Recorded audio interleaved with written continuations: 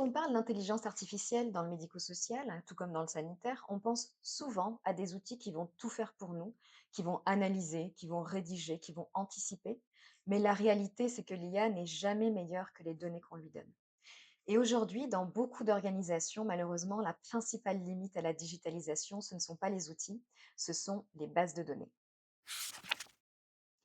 Dans la majorité des organisations, les données sont éparpillées, redondantes, voire incomplètes.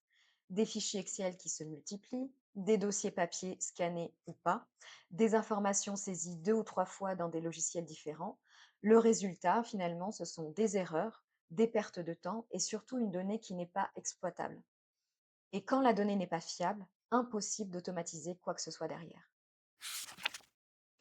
Si vos données ne sont pas propres, structurées et cohérentes, alors vous ne pouvez pas connecter vos outils entre eux, vous ne pouvez pas automatiser des flux et encore moins entraîner une intelligence artificielle à analyser vos indicateurs ou vos rapports d'activité.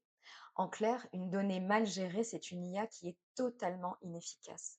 Et c'est souvent là que les projets échouent, non pas à cause de la technologie, mais à cause de vos fondations.